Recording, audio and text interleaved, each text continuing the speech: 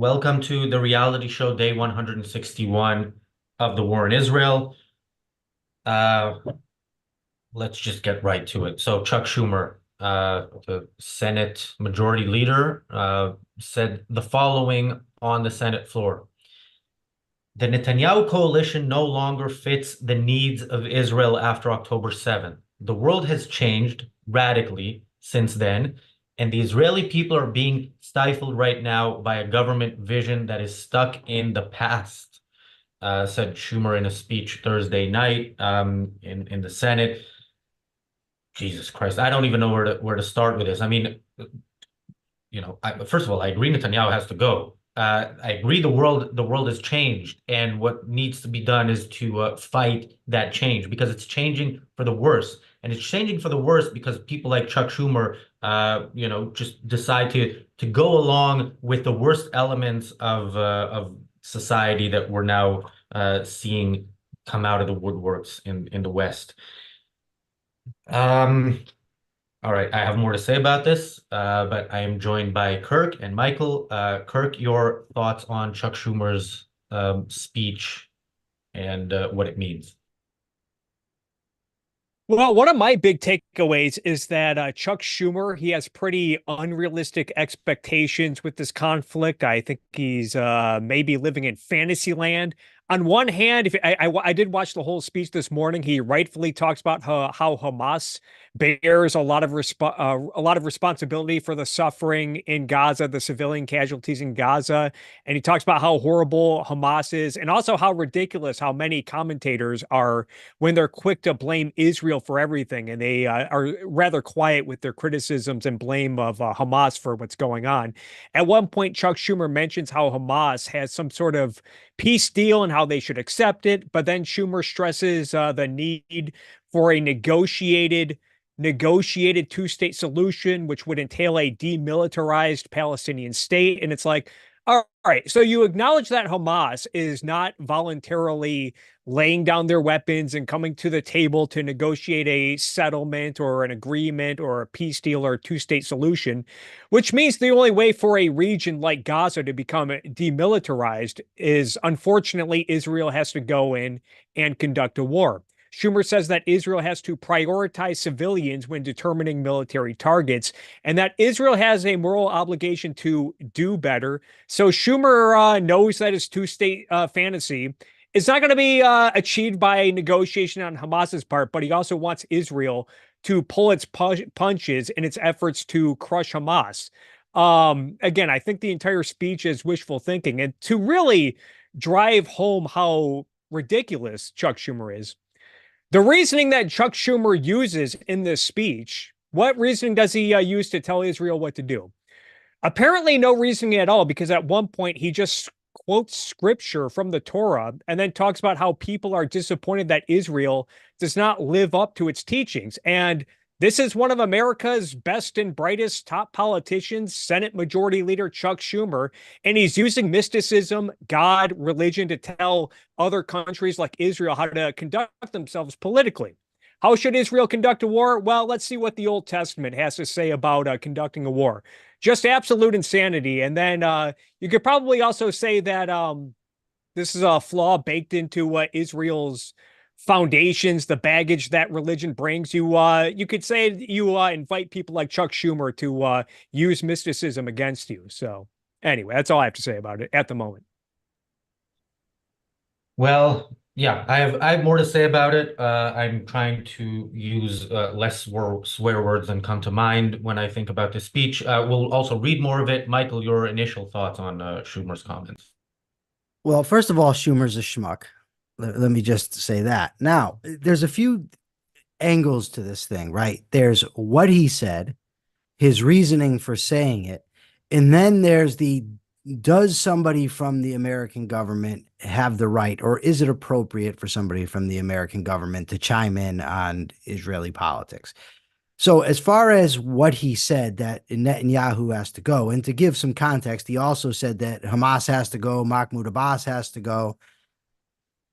So I think he's probably right along those lines. Now, his reasoning why he wants Netanyahu to go is because he thinks Netanyahu's too much of a hardliner. And he said to me what is one of the most ridiculous things somebody could say. He said, as long as Netanyahu is in power, there's no reasonable assumption that Hamas is going to lay down their weapons. There's no reasonable assumption that Hamas is going to lay down their weapons. I don't care who is in power in Israel. That makes no sense. It doesn't make any difference. Then there's the idea, though, like I said, about does an American politician, is it appropriate for that person to chime in on Israeli politics? And to me, this is tricky because on one hand, Israel says, well, we're a sovereign country and we will decide for ourselves. And basically, you have no business chiming in. But on the other hand, the United States is giving them billions of dollars. So if you're going to accept billions of dollars from the United States, the people that are responsible for voting on the bills to give you that money, it seems to me they have a right to chime in. And that's one of the sort of conundrums you get into with foreign aid and dependence on foreign countries. So, I mean, what are you going to do? Say, no, give us your money and shut your mouth? I mean, that doesn't seem to make much sense. And I have a feeling that had it been somebody saying exactly what the Israeli government wanted to hear, they wouldn't have been so upset about it. So I have a few things to say. I want to address that last point. So if I think that kind of should be baked into the contract. If the deal is we give you military aid and the deal is this money is money with which we're buying you. We own you. We get to decide, drop the whole, maybe drop the election thing because, why not? That's one thing. This is not the deal. That's not how that's not how it works. I mean, America, I don't know how to get into, who America should support and how. I think America should support Israel. I think America spreads its money in different places where it shouldn't go. But yeah, here, like I would not accept that. I think Schumer absolutely is inappropriately meddling in another country's election. I mean, the way this speech sounds, it sounds like he's running for office in Israel. Like that is the way he's talking. He's criticizing a leader and saying what needs to be done. And by the way, I think the worst, although so much of this is bad, it's difficult to really rank it. But I think if we were gonna do a ranking of what the worst part was, the worst part was his criticism of Hamas. Because when he basically says, there's four elements to what's wrong here. Netanyahu, Hamas, Abbas, and what was the last one? The right-wing factions in Israel. The right-wing Israelis. All right. Yeah. So by saying that, he is putting them in the same boat. I mean, you can have criticism. I think if you want to find the right way to criticize Israel without undermining it, watch this channel. We criticize Israel all the time. I certainly think, and I've said, and we've done whole episodes on why Netanyahu should go. He should go now. He should have gone much earlier.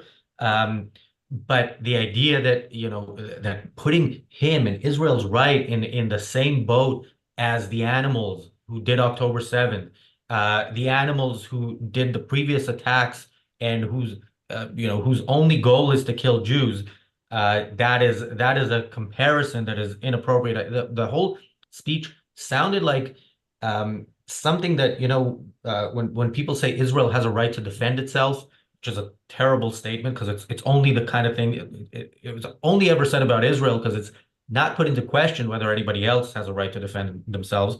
But it seems like that the approach by America has been that statement is good in theory. Maybe like they think communism might be good in theory. I mean, they fully supported Israel's right to defend itself right after October 7th until Israel started defending itself. Kirk. Yeah, and again, to reiterate, he straight up says at one point that Israel, when determining military targets, they have an obligation to prioritize civilians in Gaza when determining military targets. And Look, I understand the people's issues with collateral damage and civilian casualties in war. I imagine, yeah, a lot of genuinely innocent people in Gaza are suffering and dying right now as a result of this war. But to place that burden on Israel, I think is unjust because it's ultimately, and he says at times that Hamas bears responsibility. But yeah, Hamas they called down the thunder and now they got it, and it's striking a lot of innocent people in Gaza. And it's ultimately Hamas's responsibility to protect the civilians and the residents in Gaza. It's not Israel's responsibility. And to expect Israel to pull its punches, you're jeopardizing innocents in Israel, namely people in the IDF who now have to go into Gaza and pull its punches and prioritize civilians. And now you're going to increase the risk that people in Israel get killed in this war and get killed in the future if they're expected to tolerate ceasefires and pull its punches and kick the can down the road and whatnot. But then there's just also his emphasis on what the thoughts of like the rest of the world would be. I think he mentions at one point like Israel cannot survive as a pariah in the world. He doesn't really consider whether or not the world is right in their perception on Israel and whether or not they're conducting the war appropriately. He wants to like get Saudi Arabia and the UAE involved with making sure that Palestinians get their own country and that it's moderate. It's like, why would you expect Saudi Arabia to be the arbiters of moderation when they have like a brutal Islamic theocracy in Saudi Arabia? Why would you expect them to hold Palestinians' feet to the fire to make sure they don't go too crazy with authoritarianism or terrorism or whatever? So again, just a lot of fantasy land thinking from Chuck Schumer, unfortunately. Michael. Well, in fairness to the Americans, they're not asking Israel to fight this war any differently than America fights its wars because they do the same thing. It's, winning hearts and minds and dropping, whatever presents and this and that for the people. That's the sort of thing that they do. And again, I've said 1,000 times, I'm all for protecting civilians when you can. But I think that Kirk hit the nail on the head when he says the word is prioritize. The priority needs to be eradicating Hamas. Now, I've said I do think that should be done by, with as few civilian casualties as possible, but that's still the priority. But Razi, you said that it doesn't come with strings that America can just tell Israel what to do. Of course not. But Chuck Schumer is not getting his way. He's stating his opinion. He can't make Israel do that. He can't make them hold an election. He can't make them oust Netanyahu. My point is, does he have the right to say that? If you're going to be footing the bill, do you have the right to say, look, if we're going to be spending money over there, these are the things that I personally, Chuck Schumer, would like to see happen. And again, I think he's wrong in his reasoning behind it. And I agree with you that lumping in Hamas with, the right wingers in Israel is not a fair comparison. He gave 2 and 2, probably in an effort to seem even-handed. So it's the right-wing Israelis and Netanyahu, and it's Hamas and Fatah, or, not Fatah, but Mahmoud Abbas on the other hand. So I think he's a schmuck, like I said, but I don't know how it is if a country is giving somebody that much money, they have no right to comment on what they think should happen. So, I mean, it's not just that he's stating his opinion, right? He's the leader, of the Senate. He can vote. He can vote on the aid packages. He can vote on whether generally, America supports Israel. So he has power there that should, statements should be made within the context of that. So it is, and to say Israel can't be a pariah. First of all, Israel has been a pariah for its whole existence, and it's surrounded by people who just want to kill all Israelis. But when he says that, it's a threat. It's a threat that you will become a pariah if you continue this way. I mean, I think it'll be, if there were an election held today, I think it would be counterproductive. I don't think it'll help the people he thinks he wants to help. But he's literally naming ministers, elected officials in Israel as people who are the problem. I don't know if he understands that those people, Netanyahu is going to be out after the next election, but those people are going to get stronger. They're going to get stronger because Israel saw what happens when you appease the savages. Now, yeah, a point that you both mentioned about prioritize civilians in Gaza. I mean, that is again, it's hard to pick what's the worst here, but this is absolutely horrendous if you think what prioritize over what, because your whole military effort the stated goals by Israel is to destroy Hamas's military capabilities and bring back the hostages. So which part of that comes after you protect civilians in Gaza who, remember, were participating on October 7th and were celebrating in the streets on October 7th, many of whom, hostages were held in their homes, are still held in their homes. Hostages were paraded. There was a story recently about a hostage being paraded, in the streets. Like this is what Israel is, again, prioritize means something. It means there are other things that are below that in your list of what is important and what you need to do. And bringing back the hostages and defeating Hamas is has to come after um after that, after prioritizing those civilians. Kirk. Yeah, I didn't even think about the possibility that calling for an election right now. I don't know how they can do that in a country like Israel, right? Where they can just kind of call a referendum. Is that how it works in Israel? Well, so the government needs to be kind of dismantled. So there needs to be either a no confidence vote, which requires 61 of the 120 members of Knesset. So a normal majority wouldn't do it. It has to be a majority of the whole parliament. But yeah, sometimes the government itself dismantles itself, and of course it's a coalition government. So if a party big enough or a couple of parties leave the coalition and then vote against the government, that is how an election is called. Yeah, I was just going to say, I didn't even consider the possibility that calling an election right now, you might get rid of Netanyahu, but they might do it in exchange for more of the right-wing extremists that Chuck Schumer does not seem to be a fan of. So it might even be counterintuitive on Chuck Schumer's part to demand such an election, which maybe just shows, again, how short-sighted he is with his thinking and how detached from reality he is. Yeah, I'll quickly say, because James Valiant is on a show even when he's not on a show, and when he comments, I will read it unless I miss it. James says, Chuck is undermining the victim's morale in wartime. Despicable. I agree. Michael. Sure, I think Schumer is despicable. I thought he was despicable before this. You're not going to get me to disagree with Jim on that. Maybe he can type something in all caps that I could take take issue with. I don't know. I have a question for both of you. Do you think that it's inappropriate for a country to hold elections during wartime?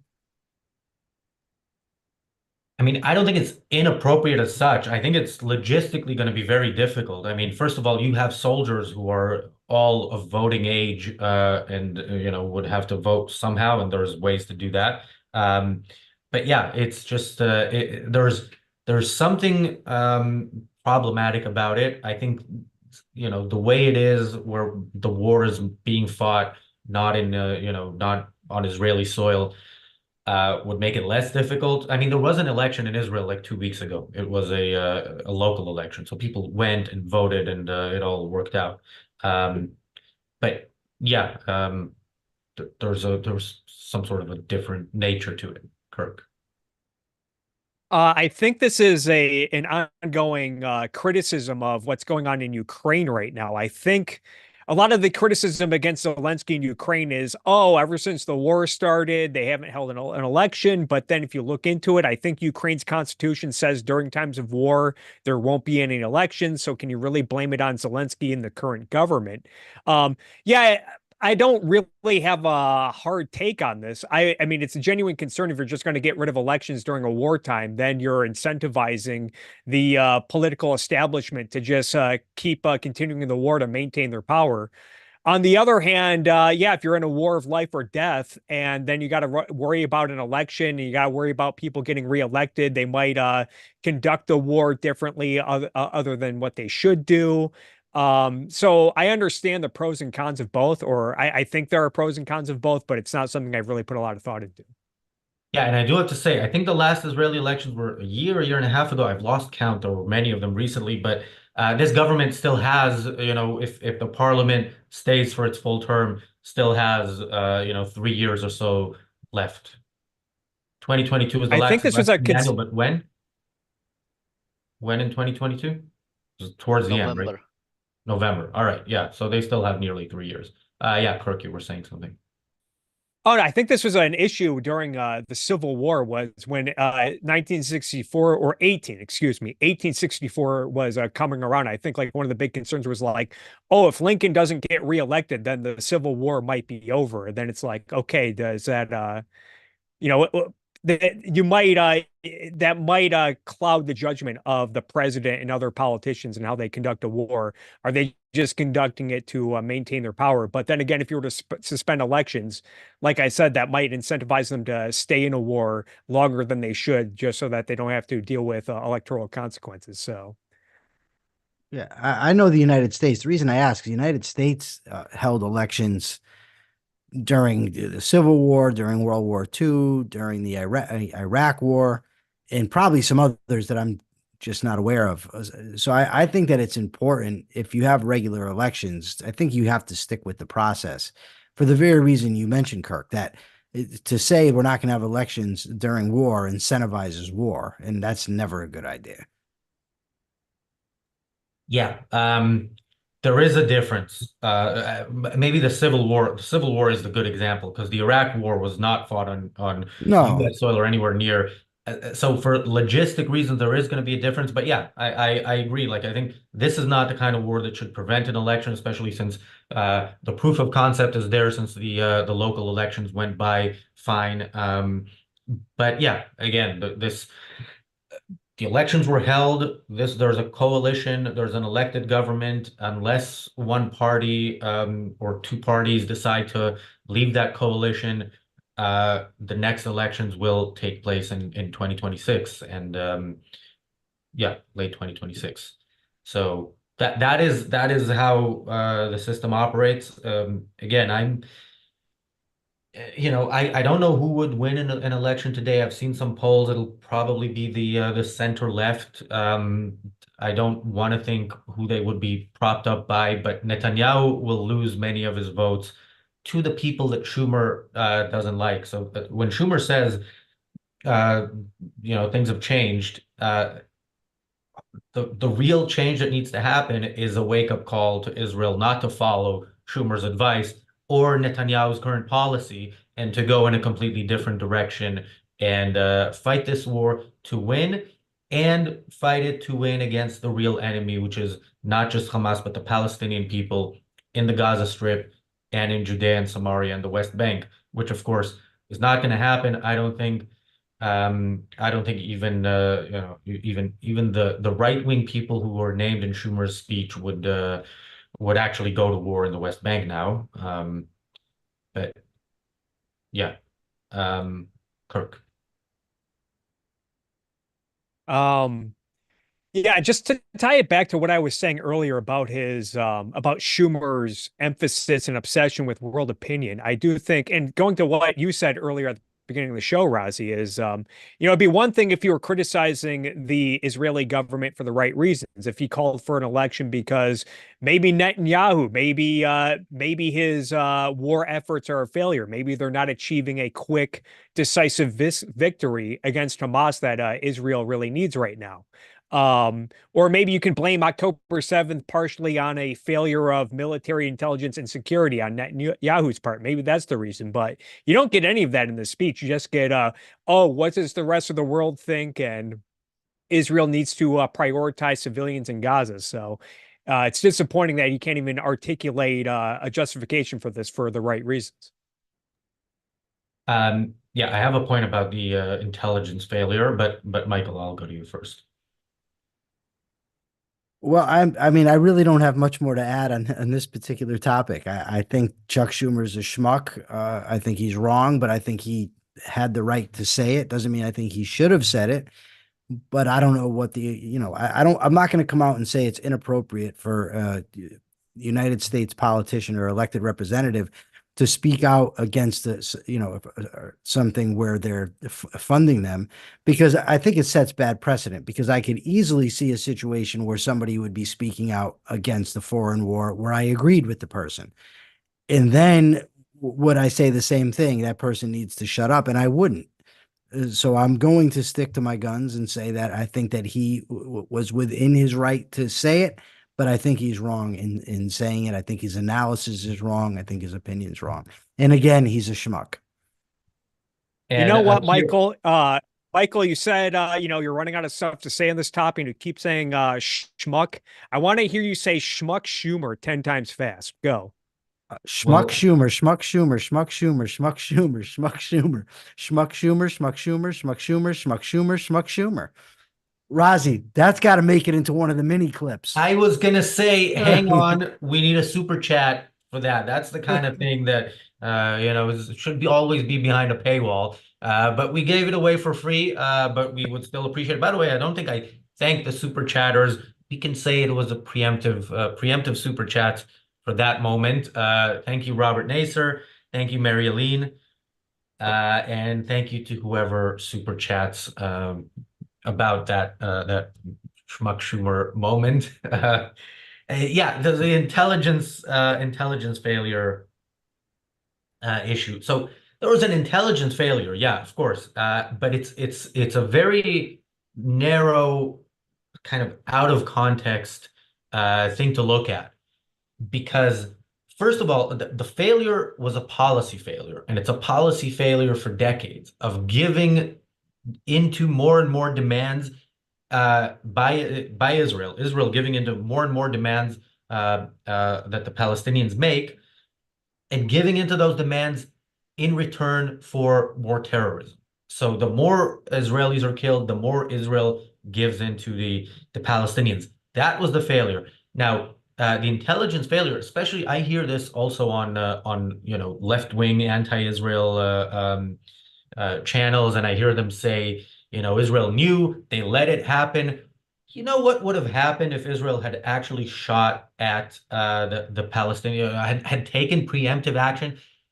If you don't know, if you don't want to try to imagine it, just look at what is happening with Israel when October 7th actually happened, and Israel is responding with again, insufficient military response. It is being attacked by everyone. So yeah, Israel could not have done anything. I mean, one of the most disturbing things I heard was a soldier in an interview saying how they saw people coming, breaking down the fence and coming across, but they didn't see them armed, so they didn't shoot at them. Imagine they had shot at them. They would have killed hundreds of Palestinians right there, and this would have yeah, this would have been, considered a massacre, because we hear massacre even when Israel doesn't shoot anybody. Even when the Palestinians kill other Palestinians, we hear that Israel committed a massacre. So no, this was not an intelligence issue. This is a morality issue and a policy issue that follows. Thank you, Mary Lean, for the super chat. That was impressive, Michael. Not easy. Yeah, I was also impressed. Kirk, anything else on this? No, thanks for clarifying that confusion. Um, oh, okay. Akira says Roger Waters went the extra mile by saying that it was Israel behind the attacks. Yeah, Roger, I haven't heard that, but there's, didn't I say we're going to do an episode about Roger Waters at some point? Yeah. Anyway, that is not a surprise considering who that person is. And yeah, we will at some point when we can stomach it, we'll elaborate on that. All right, we do want to go to another topic, right? Unless I think Michael, you signed off on the Schumer part perfectly.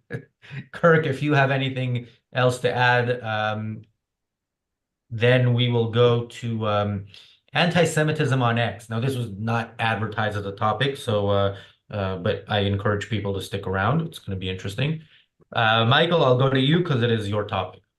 Okay, so I'm new to social media, right? And had somebody told me 2 years ago that anti-Semitism or Jew hatred was rampant in this country, I would say no, that you're just exaggerating. People are just they're sensitive and they're way out of line. But man, have I changed my mind.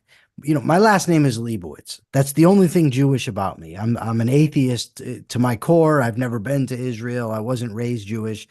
When I was little, my grandfather was Jewish. I would go over the house for Passover and whatnot, and I did practice Judaism for a little while, but I'm an atheist. But people see my last name online, and when I'll be commenting on something or posting something, someone will say, "Really, Liebowitz?" And they'll put my name in quotes, or they'll tell me, "Stop being rabbinical, Liebowitz."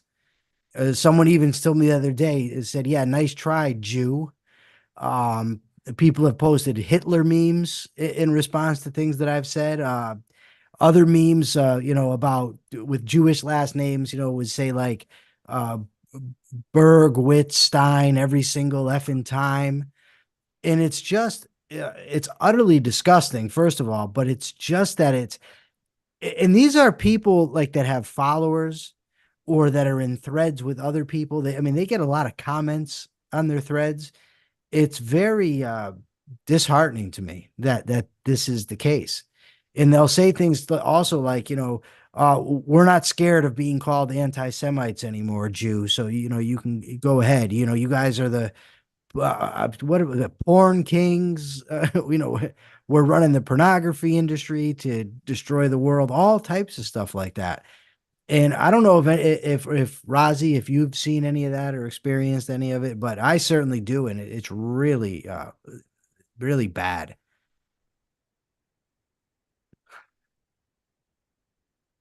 I would say, if you've been interested in Ayn Rand and on the internet long enough, this channel is called Ayn Rand Center UK. So I asked Razi, why don't you call it Elisa Rosenbaum UK, huh? Isn't there a little something suspicious about that? Yeah, whenever you talk about Ayn Rand and on the internet or whatever, and you'll occasionally get some anti-Semites saying, "Oh, don't you know her real name is Rosenbaum?" As if that's like some conspiracy or whatever. But yeah, this is something I've been privy to for years when making videos about the alt-right and the America First Graper movement. Years ago, I made this mashup of Owen Benjamin. He did a PragerU video, and I matched that up with some anti-Semitic rant he went on his like own channel one day. And it got pretty big. A lot of people found it funny, but then after a while, it seems like every few weeks or so, I'll see a new anti-Semitic comment saying like, "Oh, Owen Benjamin, what was he wrong about in this rambling?" So yeah, you're absolutely right. Anti-Semitism is a pretty big deal on social media apps, unfortunately. So I've gotten some comments, the occasional, dirty Jew or whatever, and this especially happens when I can't help myself and comment on somebody who's anti-Israel. And I think I've experienced much less of it than you have, Michael, because you interact with these people, whereas I, even when I interact with them, I feel like I'm wasting valuable moments of my life that I'm never going to get back. Yeah, by the way, I don't know it kind of your background, Kirk, was we didn't fully see the cover, but I do have to say this show is not yet sponsored by Playboy, but we do offer advertising, so call me. Oh, I thought you were going to say we offer Yeah. Playboy. We do not offer Playboy. But yeah, Michael was talking about like how like porn is like some anti some like Jewish conspiracy or Yeah, it whatever. is, But yes. and I happen to grab the one Playboy issue I have, and the only reason why I have this is because this is the issue that Ayn Rand was interviewed Just in. reading So it for the articles, huh? yeah, exactly. By the way, people who haven't read it, I think is it available online for free, the whole thing? I'm not Yeah, 100% sure, it but it is. is I think it absolutely is. Yeah. it is absolutely worth reading. It's before she wrote nonfiction, right? So it was basically the first that people saw of her philosophy. Michael.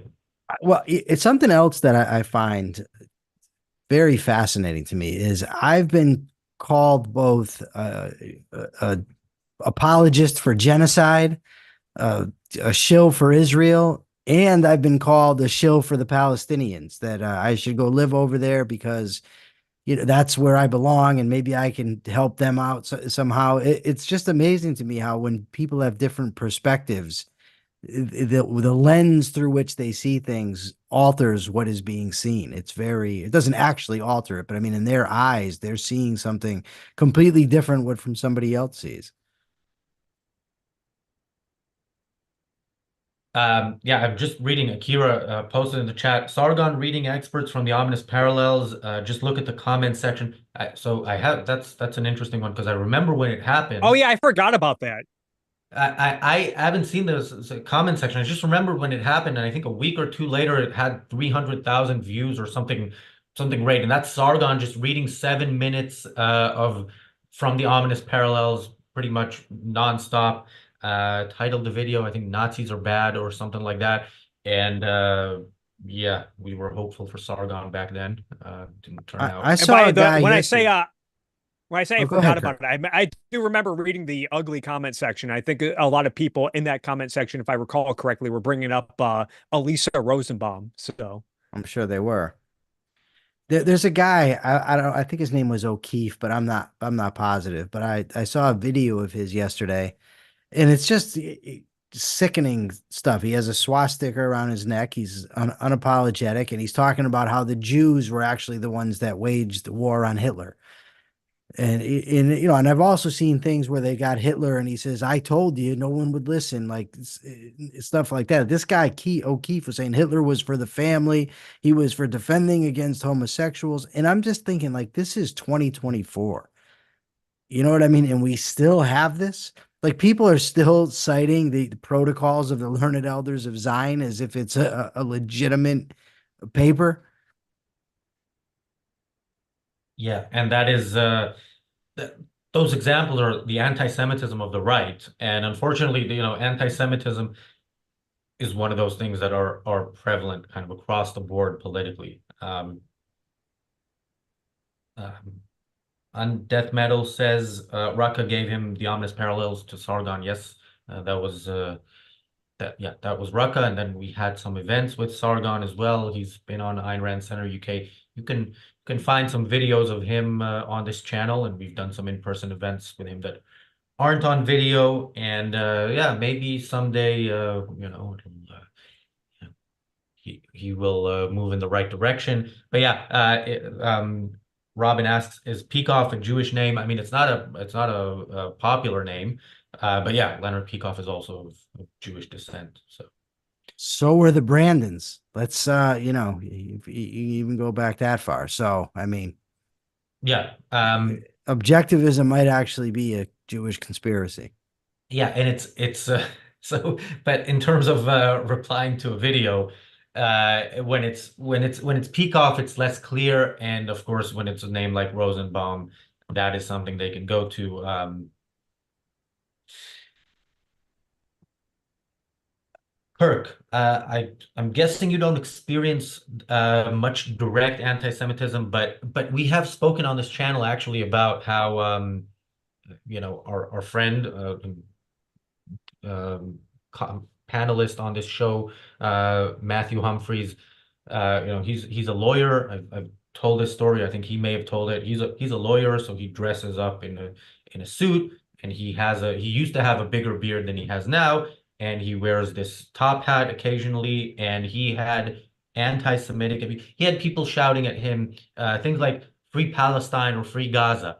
And when you hear that side of the of this debate say, well, all we're saying is free Palestine and free Gaza. How is that anti-Semitic? Well, this is how it's anti-Semitic. You see somebody who looks kind of like a Jew, you shout stuff at him about Israel. That is anti-Semitic, absolutely. So, Kirk, I don't know to what extent you're engaging with such people,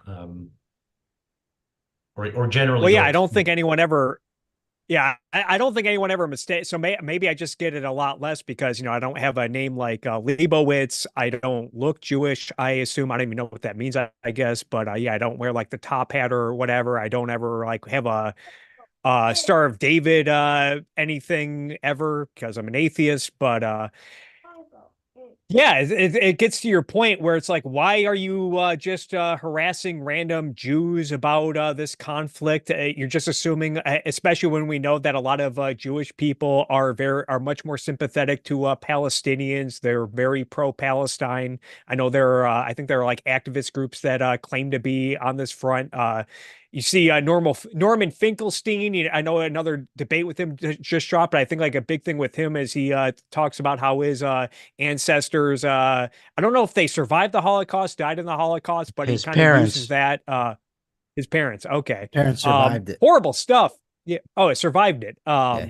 And He's so I think he another uses schmuck. that to kind of give himself legitimacy. Yeah. If you watch that debate, it was a total clown show.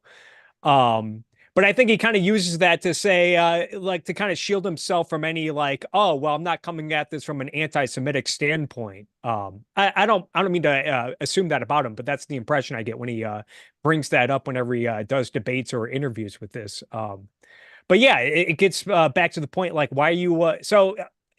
Overall point is that, like, obviously not all Jews think the same way or are monolith on this conflict. So yeah, if you're going to go harass a random Jewish person and say free Palestine, yeah, it is pretty anti-Semitic because you're making assumptions about someone based on their religion or based on their ethnicity or whatever. So In that case, based on his powdered wig and beard, right? yeah. Matthews, I don't believe is Jewish even, is he? He's a Welshman, correct? Oh yeah, he's not Jewish. Oh, okay. Yeah, no, So he just they looks, assumed he was yeah, Jewish because he wears a top hat and is a lawyer. because Is he that what I'm looked getting? kind of similar to an Orthodox Jew in how he dressed and the fact that he had a beard. Um, That yeah, makes it worse. yeah. Well, it makes it as bad at least. Um, all right.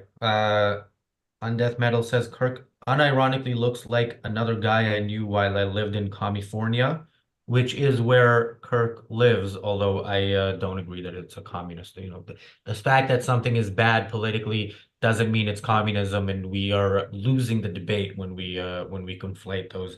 Um, Chandler says Kirk looks like the ideal American, in my opinion. Kirk, basically, your looks are now the topic. That is anti-Kirkism, if I may, in some form, or actually, it's very pro-Kirk.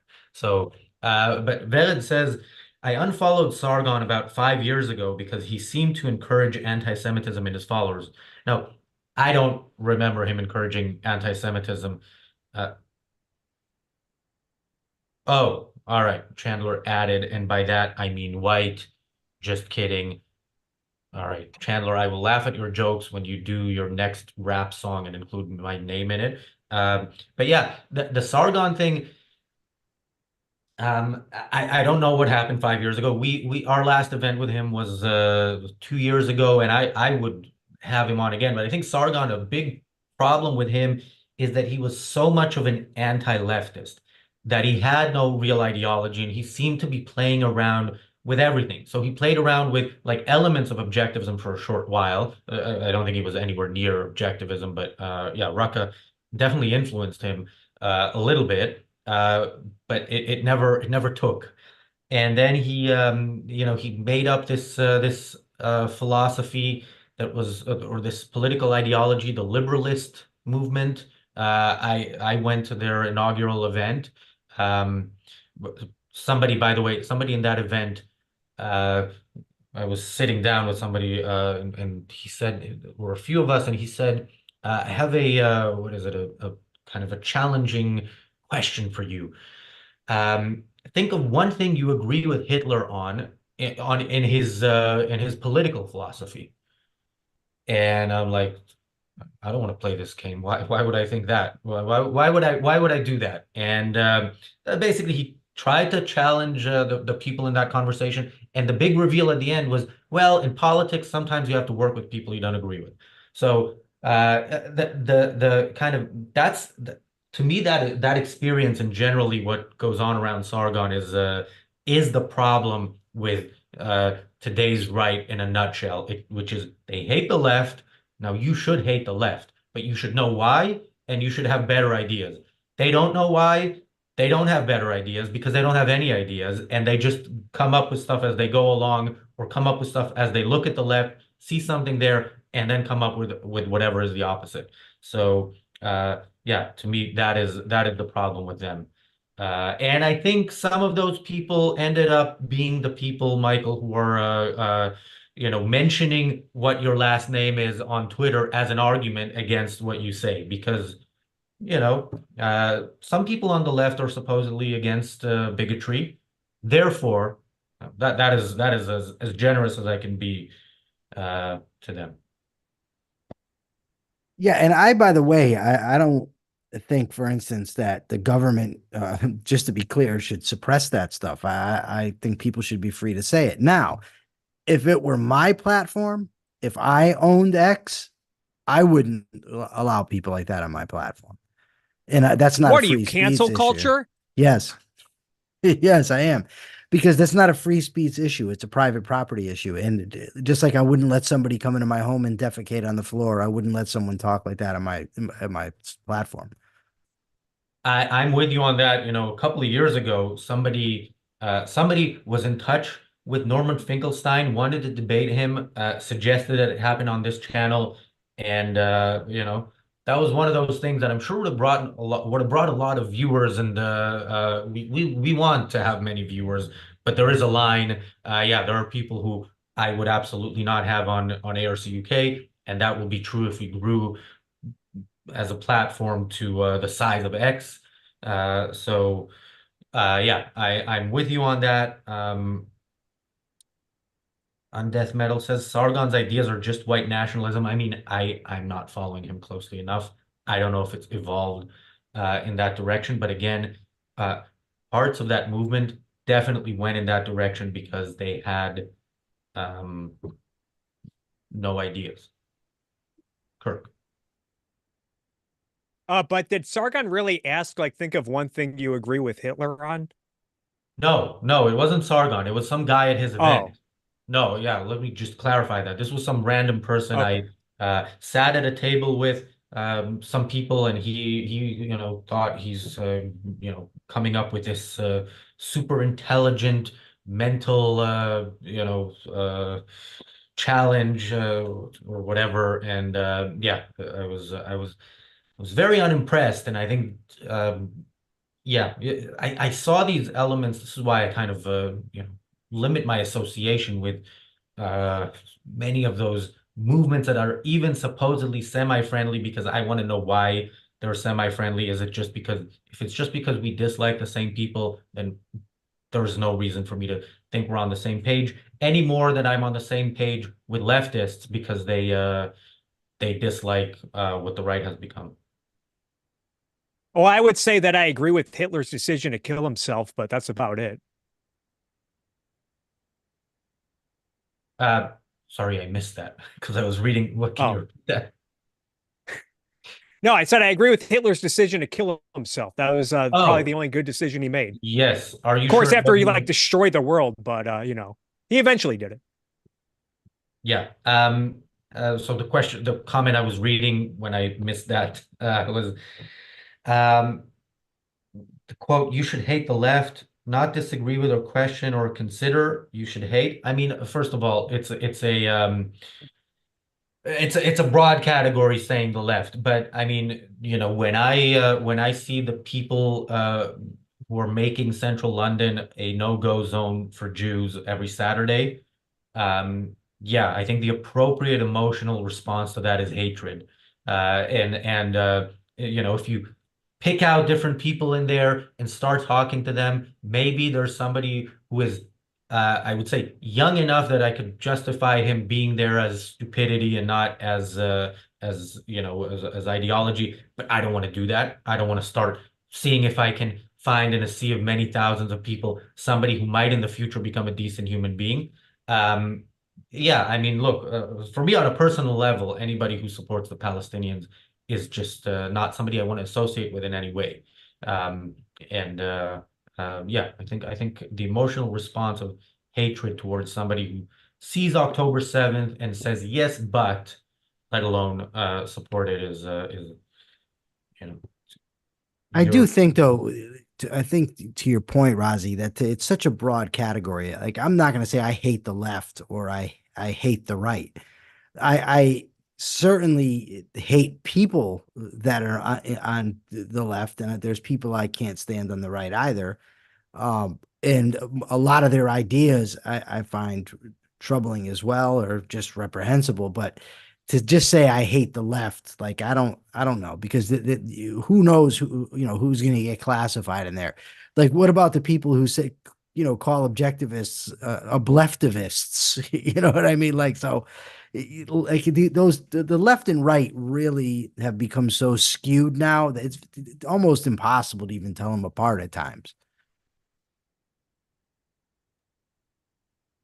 um Kirk, do you want to comment on that? There was a comment I'd like to read in the chat, which I think is a good way to end the show. But Kirk, I'll go to you first. Well, someone in the chat is saying, "Why play the soundboard? What are you on the left?" I don't bring my soundboard to these discussions. If it's okay, I wouldn't mind bringing it, but I think with a panel discussion, it'd be a lot harder to operate it because people, from my experience, bringing it into the panels like this, it often gets drowned out by people talking over each other, which is a good thing.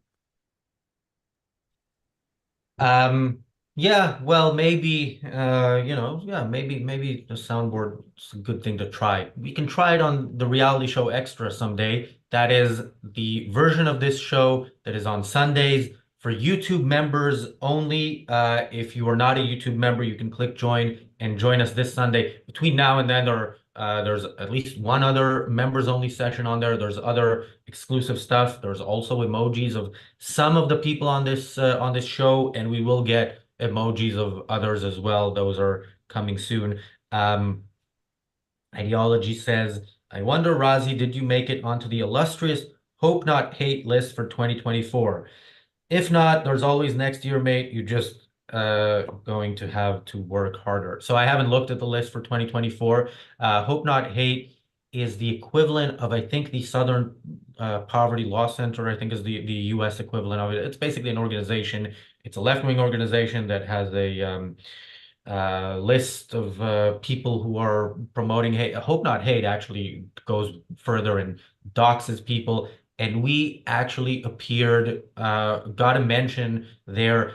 I think in one of the reports, within a month or two of ARCUK being founded, was as far as I know at the moment, the only time we were mentioned there. This was the mention was that we did an event with the aforementioned Sargon and Raqqa and Count Dankula. This is an event that was a panel about free speech. I would not have done that event today, but it was what it was, and then it was there was some person who was allegedly, I'm going to say allegedly because it's Hope Not Hate who claimed this, allegedly involved with some white supremacist organizations, and he had attended that event. So Ayn Rand Center UK was mentioned as an organization where a white supremacist, alleged white supremacist, attended one of our events. So we have made it into by the way, that was a ticketed event. It wasn't that I was inviting people into, anybody who could have bought a ticket for that. But yeah, so we got our mention there. I'd say that was good publicity, but I don't think anybody noticed it. Whether we're there this year, I don't know. I don't appear anywhere else pretty much, so they would have to watch this channel to put me in there. But yeah, you're right. There's always hope.